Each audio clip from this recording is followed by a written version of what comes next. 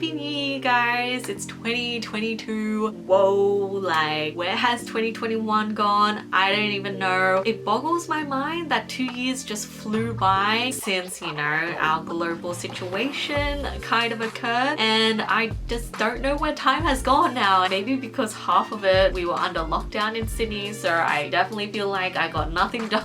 It's the new year. Let's try and start on a positive note, and so I'm coming to you with my January TBR. Honestly, I have way too many books on this January TBR list. I know for sure that I won't get all of these read in the month of January. I mean, it would be so awesome if I did, but knowing my reading schedule for last year, I know myself. Although for some of these I've been really wanting to read, I've got quite the stack here for my January reads. Honestly, it's probably going to be January and February reads because I don't know, I feel like I won't read all of these knowing me. I guess without further ado, let's get straight on to my TBR for the month of January. So the first book that I have on my TBR is this book, Tender is the Flesh. This is by Agustina Bazterrica. Let's hope that I said that name correctly. Anyway, I've actually started this book like this much into the book, so it's probably going to be the first book that I finish because I've already started it. I'm invested in it. It is highly disturbing. The concept in itself is very disturbing. It's basically set in a, should I say like a dystopian future? Basically what happens in this world is that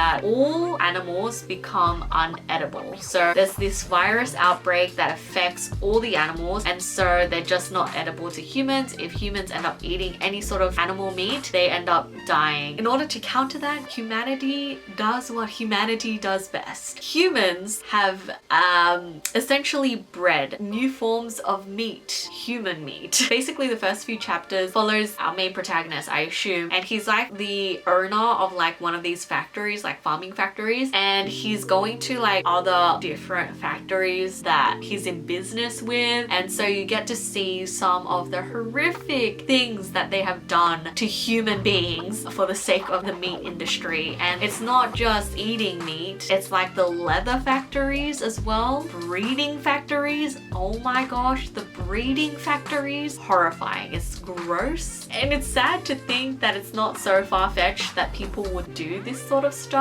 in a world where you can't eat meat anymore. Just the way this book is written is just so disturbing to read about, but disturbing in a way where I love. I think that this is such a unique, interesting concept. I can totally see this being adapted into a really disgusting, disturbing film or TV series. It is wacky, a wacky concept, a horrific read so far, and I can't wait to finish it, and hopefully I end up really liking it because it's definitely had an impactful start for sure. So that's Tender is the Flesh. The next book that I have is a continuation of a series that I started like maybe a year or two ago, and this is Defy the World by Claudia. This is the second book of, what is the series called again? This is the second book in the Constellation series. This year I do want to finish this series. I'm gonna try and finish a few series that I've started. Well, that's the goal anyway in 2022, to finish a series that I've already started. There is another book on this TBR list that will finish a trilogy. Anyway, Defy the World. This is part of a YA sci-fi series. We have a dual perspective narrative in this series, one being Noemi and the other being Abel. Noemi is like a pilot, soldier, fighter in this galactic war, and Abel is an artificial intelligence. He's a robot, and basically their worlds kind of collide in a way. I do like the relationship that is built between the two. They're kind of literally like enemies, but they end up forming like an alliance to take down a bigger political threat. I really enjoyed the first book. I don't remember much about it, so technically I should reread the first one, but can't be bothered. I'm just gonna go into book 2. I'm hoping to get more of a relationship developed between the two, and I do want to know more about the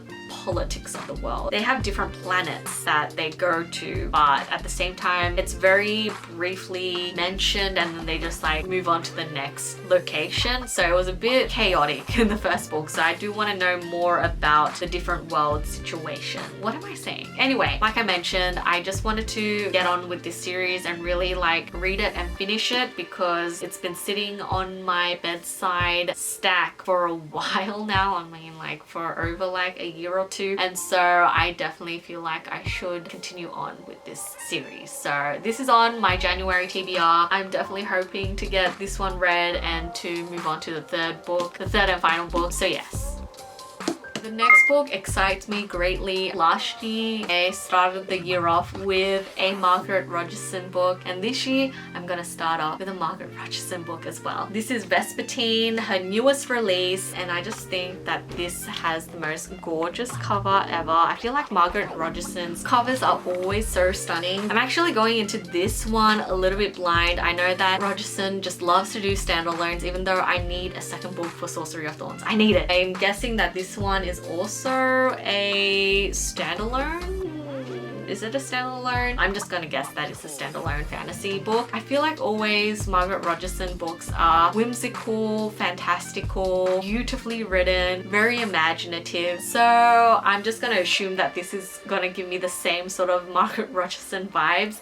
And I just want to start off the year with something a little bit more beautiful, especially because I'm probably gonna read Tender is the Flesh first. I'm gonna be thoroughly disturbed and I'm gonna need something a little bit more whimsical and lighthearted to fill that disgusting void in my heart after that book will probably leave me with. I love Margaret Rogerson and I feel like every book has not disappointed. I feel like I ended up liking Sorcery of Thorns more than An Enchantment of Ravens. I loved An Enchantment of Ravens, but I think Sorcery of Thorns really spoke to me. Like I was really into that story, and so I have no idea what Vespertine is about, but it's a Margaret Rogerson book and I'm gonna read anything that she brings out. So I'm super excited for this. I'm sure it's gonna be fantastical, magical. It kind of gives me a bit of a witchy vibe to it. Do you agree or not agree? I don't know, something about the crows in the back and her as a hooded figure. I'm gonna go into this as a mystery for it to surprise me, because I so far have not heard a lot about Vespertine, which is surprising because I heard a lot about Sorcerer of Thorns when it came out, but Vespertine has not gotten the same level of hype, or at least the people I follow online have not talked about Vespertine, so we shall see. I'm gonna read it and find out for myself. The next book that I have here on my TBR is On Earth We're Briefly Gorgeous by Rf Quang. This was a book that I ended up losing on a train last year, and so ever since then I've been devastated and I've been meaning to get my hands on it and to continue reading it, and I finally got myself a copy of it again. Oh my gosh, like this is the third copy that I bought. The first one being a gift for a friend, the second copy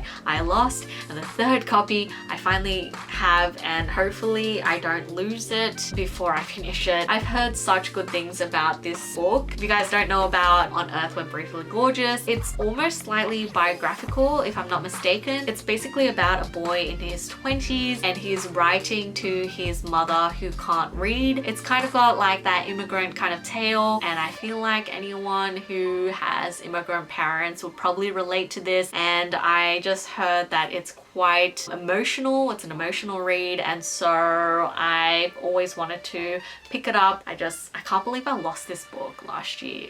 I never lose books. I'm so mad at myself for that still to this day, but I'm finally going to continue reading and hopefully it breaks my heart and makes me cry. This book I'm actually really excited about. It is The Burning God by Rf Quang. If you hadn't noticed, I really loved The Poppy War. I ended up continuing to read The Dragon Republic afterwards, and I kind of gave myself a bit of a break because this series is quite intense and dense and I just needed a break. Even though I loved it, there are certain elements that I had problems with, but at the same time I still wanted to read the last book. I feel like Rf Quang is gonna give me a sad and tragic ending for some reason to this series, and so I've been kind of reluctant to continue on. Definitely want to get this one read at least in late January or early February, but I do want to read it in the earlier half of this year for sure, just because I just want to get it over and done with, and then that means I would have finished a series. I mean, I'm so proud of myself if I get to reading and finishing The Burning God. I'm actually very worried for a few of my characters that I've learned to love and follow throughout this series so far. I'm very curious how it's gonna all end, because there are a lot, and when I say a lot, of different political plot lines that are, you know, left hanging. I don't know how this book is gonna wrap up all those different plot lines that are occurring simultaneously, but I know Rf Quang can do it because she can write, my friends. Like, she is able to write a trilogy worth of material into one book. Each book had so much going on in it, and it was just crazy town. And so I am super excited to pick up The Burning God, and hopefully, oh my gosh, is there a bloody helicopter flying by. Sorry if you can hear that, it's a helicopter. Should I just wait for that to pass because it's so annoying? Like I said, it's probably gonna end in tragedy and death, and I don't care because I love Rf Quang. That is her way when it comes to writing, and I am bracing myself for it. I'm bracing myself. So the last book I have on my TBR list for Jan is Little Thieves by Margaret Owen. I recently did an unboxing for this, an Illumicrate unboxing, and I just thought that this plot line just sounded so intriguing. It just seemed like a fun story. So basically our main character is kind of like a thief and is like a servant to a royal princess, but she ends up somehow magically changing places with the princess or something along the lines, and then she comes across this curse. She has to band with someone that she doesn't really like or trust in order to get her life back. I'm so confused with the plot. I will probably just have to read it to find out what shenanigans ensues in this book, but it just sounds like craziness, and I am in for something delightful like that. I just want something fun and exciting, and I feel like this book will give it to me. And so I am going to try and read this in the month of Jan, even though I've got a million books already and I probably won't get to it immediately. But I am actually really excited about this, and I'm hoping to really love it. I haven't heard anyone else talking about this book, so we'll see, we'll see. So that is it, guys. So these are the books that I'm going to try and read in the month of January. Hopefully I get to these.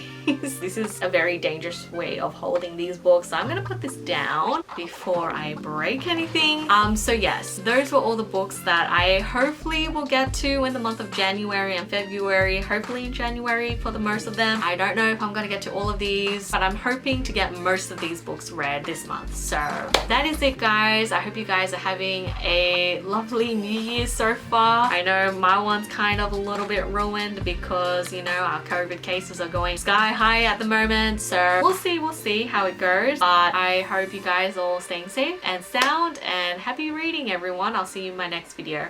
Bye.